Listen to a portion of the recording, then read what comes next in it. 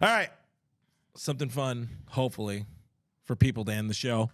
We got some predictions where we can really look stupid at the end of the year. And we love, hopefully, potentially, maybe looking stupid, most likely looking stupid sometime later in October or November. So please keep these receipts so we can be called out on it. But officially, technically, we're saying these are the way too early pre-spring training predictions. That's an important factor. See, I'm going political. I got the thumb thing going here.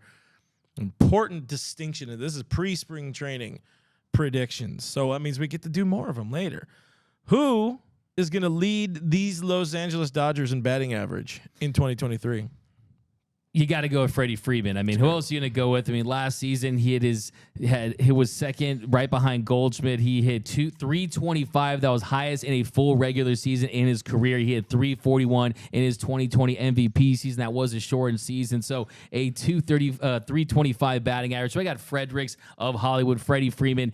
Having the best average also, too. I mean, that's really where he's at this stage of his career. You're seeing him hit for average, use all fields. You're having the shift restricted next season. I think Freddie Freeman's going to have a big year. I'm going to go real dumb with it, or not, but just for the sake of the argument and the receipts. You know who's going to lead the team in batting average this year? Mr. Gavin Lux. Let's go. Nice. I'm not going to say whether or not he's qualified to lead the league in batting average or not. Leading the team, you know what? If he does it in like 30 at bats and shatters an ankle or something like that, whatever may happen. I'm not saying that's going to happen or I want that to happen. I'm just saying he's going to lead by the number. He's going to be right there at the top. Right there at the top. Gavin I love Lux. it. That would be big. Let's go. Noah says, clip it. Someone clip it. Home run leader in 2023 for your Dodgers is...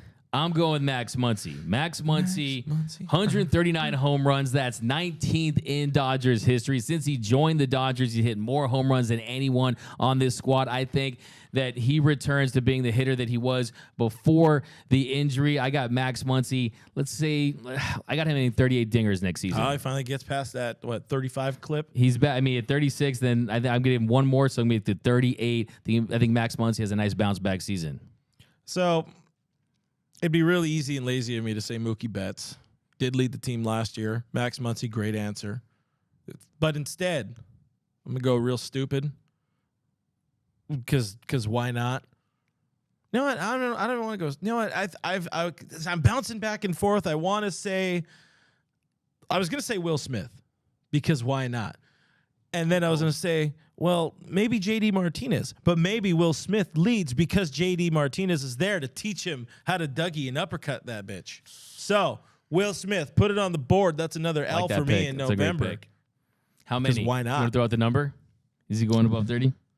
Yeah, I don't think this is going to be a very slug-worthy team, but I think he breaks the 30 mark. Got another super chat. I see it. Woo, super chat. Super chat. Reed Hallett, $2 says Kershaw Cy Young 2023. Ooh, good bold prediction. I love it. That was my Christmas wish list. I believe. True. Yeah, I remember that. I was there. I remember that as well. I can attest. I like it. Had Cody got the extra footage of Extra footage. We won't talk about that. The extra footage on that. But we won't talk about that. Brett Hartley checking in. What up, boys from Lake Tahoe? How you doing, Brett? Thanks for hanging out with us. So we got our home run leaders. Now let's go to the pitching side because this is the only important things: home runs and batting average. But who leads this team in ERA? Let's say a starter. This person has to be qualified, or because you can't just be like Alex Vesia with a .69 ERA. Bold prediction there. Who leads the team? Who leads the starting staff in pitching ERA? Yeah, I mean, Clayton Kershaw at 2.28 ERA, but I mean, he's going to give you probably 20 to 22 starts, so he's probably not going to qualify. So, all right, we'll say more than 130 innings. More than 130 innings.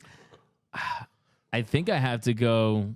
Tony Gonsolin. I think Tony Gonsolin next season. You saw the All-Star season last year. Figured out how to pitch to contact, how to trust his stuff and trust his defense. I know, barring injury, if he stays healthy for wire to wire, I like him putting up with the lowest ERA for qualified pitchers. Javier has one here that I know my boy Noah's gonna love because he says Thor, which is a solid answer. I'm very, very excited to see what Thor can do with this coaching staff, but I think there is just too much on the table and too much disrespect going to my boy Julio James Urias, which is not his middle name, but it just sounds like a good one. Julio Urias is going to lead this team in ERA, and he's going to set himself up for a massive payday as a free agent this offseason. By the way, we are bringing back the roundtable hopefully this week, and one question we want to address is, what is Julio's next contract going to look like? Because D-Mac and I have very differing opinions on this, because I think it's going to be to the moon. But anyways, it's going to be Julio. I like Thor.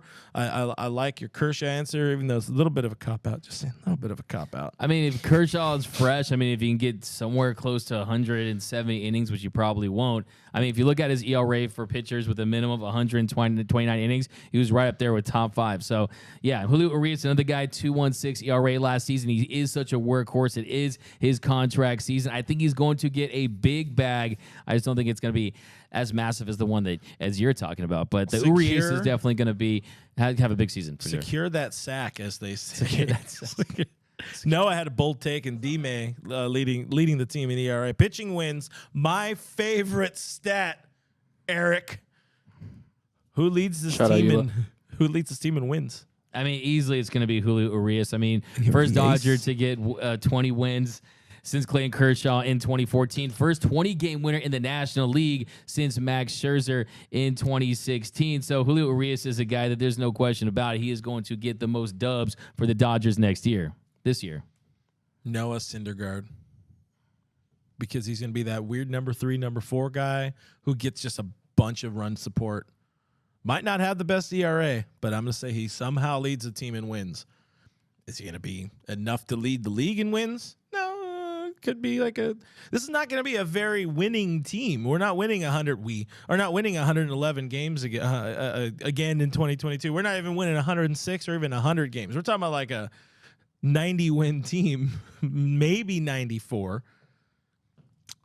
13, 14 wins could lead the team. So that's what I'm going with, Noah Syndergaard. Damon McLean in the stream saying, who is the 2023 blowout game position player reliever now that JT and Hanser are gone?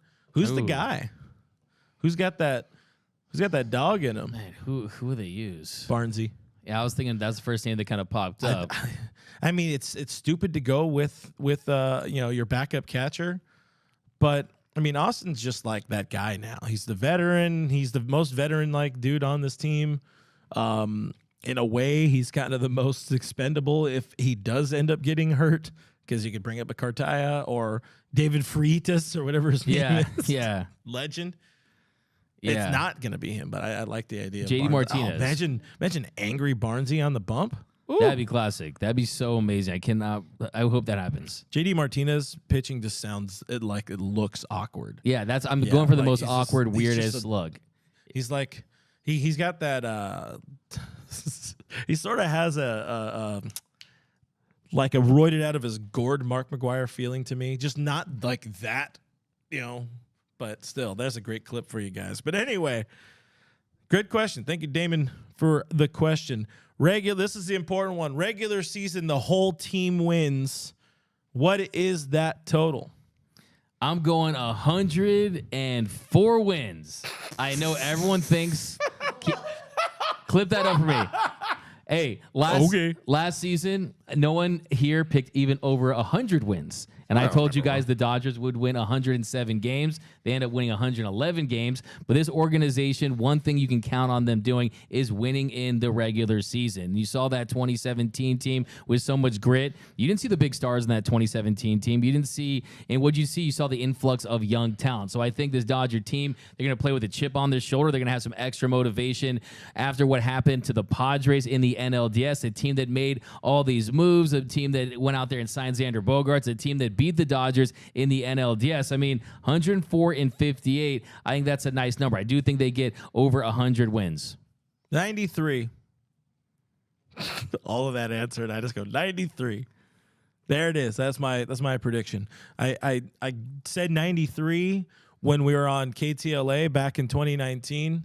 And I looked dumb then, and I'm going to look dumb now. 93. Let's go. That's what's in. This is what's going to happen every year. It's going to happen. This team has no one. Da, da, da. Then it starts and it's Dodgers win. I love LA. Dodgers win. Dodgers win 11 out of the last 12. Bro. Okay, DMCA. yeah, DMCA. Oh, sorry. So I mean, look. If this team is winning just over 90 games in the absolute prime of Mookie Betts in this stage of Freddie Freeman, Clayton Kershaw, and Julio Urias, I'm telling you, this organization has problems. And I know that last year they don't need to win more. They don't need to. They're not going to win the division this year. The 106-win team last year that led the American League in wins won the World Series. So I do think that, yes, you have the Braves in 2021, but it's still look, I mean, yes, winning regular season games I think is overblown. It's not the end-all, be-all, but it also is an indicator of a team that has a lot of talent, a team that goes out there. And it's not like you're going to just throw games that you think you can win. I think one thing that people discount when it comes to the Dodgers is their advanced scouting and the way they attack hitters, the way they just know how to manage a bullpen to win in the regular season. And I'm not saying that 104 wins guarantees success in the postseason, but I do think all these 90-win projections, and I know I've joked for months now that 87? I wanted 87 wins, but look, I don't want to deal with all those negative postseason. Yes, you do. Don't lie. Yeah, you're right. I do. I'm pretty loves toxic. it when you guys I'm are pretty angry. toxic. Yeah, that's a good point. So, Yeah, all like right, here's my prediction: Thank you, 50-win fans. season. 50 wins. Hey, this is in 2020. We got some answers in here. Jamie Lannister says 97. Noah is guessing 95. Anthony Keene says 88, so that's right in the pocket of what you really want. Javier, 92, 93 games from Sicko. I said 93, right? Yeah. Okay, good. See, Sicko Zams? X-Ams? Whatever your name is. We agree. 85 wins from Big Blue. Eddie says 90. 99 wins from B920. 69 wins from AB. We always appreciate that. Christopher, 94. We got 97. Christopher Torres says no chance for 100, and I agree. It's not going to be Let's that. put money on it. Trace Hayward, 104. I'll bet you. Just saying. Diane's in stream, by the way. Diane, what's your guess? She says 89. Oh, that's a good number. Does 93. anyone actually out there believe that an organization that has this much invested into this roster, that is coming off a season where you win 111 wins and you lose to the Padres in the NLDS, that's the beginning of the demise of the Dodgers if they go out there and finish second with 89 wins? They're really going in and they're proving they don't need to care about winning 100. I think they'll almost consider it a failure. I mean, not really. I think you could almost consider it a failure if this team somehow goes out and wins 100 games, but not really. That means you really proved out with your minor league players with those prospects. But they don't want to. They don't. It's not they don't want to. They don't care because right now it doesn't. There's not an incentive to go out and be the best team in baseball or win the division. There just plainly isn't. Everybody makes it in the postseason. How can anyone say that when this team has won literally exactly one World Series in the last 35 years, and when they did, it was a year which they finished with the best record in all of Major League Baseball when they had 43 wins. So, I mean, that clearly Cody, is the recipe of success for the Dodgers. Cody, are we going to allow this? Are we gonna? I say 91 wins. Are we gonna allow? I mean, Yes. my point is that if you look at the history, I got you. when they won the most games in Major League Baseball, they won the World Series. So, I mean, there is a formula there. There's no tried and true way. I mean, you can, like last year, the Astros proved you finished with the most wins in your league, you go win the World Series. In 2021, the Braves proved that they were the best team in the second half of the season. They were one of the hottest teams in baseball. So you definitely have to catch that lightning in a bottle and get high at the right time. Yeah, I like the way, I guess, Anthony explains what I'm going for a little bit easier here. Like, with the expanded playoffs, it makes no sense to burn yourself out for 100 wins. I don't see them doing like they did in 21, where they rode that hard into October trying to win that division title again. I don't think they care enough about that, because divisions clearly don't mean anything in the long run of winning a World Series, especially for this club. But in the grand scheme of things, not every year it's the team that has won the most games that goes on to win. It's not always the best team to go on and win the World Series. So that's sort of my take on it. I don't think they care enough to push and force 100 wins and even another division crown, which is the next question in our predictions. Where do the 2023 Dodgers finish? Second place. I got them finishing first place. I think they win the NL West. The Padres are going to Padre, homer. man. Padres are going to Padre. They have won one. They won one division title in 2006. What do we see when AJ Preller did the last Order 66 with Kemp and the gang? I mean, this is an organization that, yes, I do think that they're going to have success, but this Dodgers organization, I mean, what we're going to send Urias Kershaw out with the second place, finish in the West. No, this team wants to go out there and they want to win the division. They want to win. This organization takes it day by day. Every single day, they do everything in their power to win a baseball game that day. And I think that's going to be the mentality this season. I think they finish first place in the NL West. I think the Giants finish a distant third. And I think it's a Dodgers-Padres two-horse race in the West. Yeah. Did I say mine? I already said it. Yeah, they finished second place. But how many games?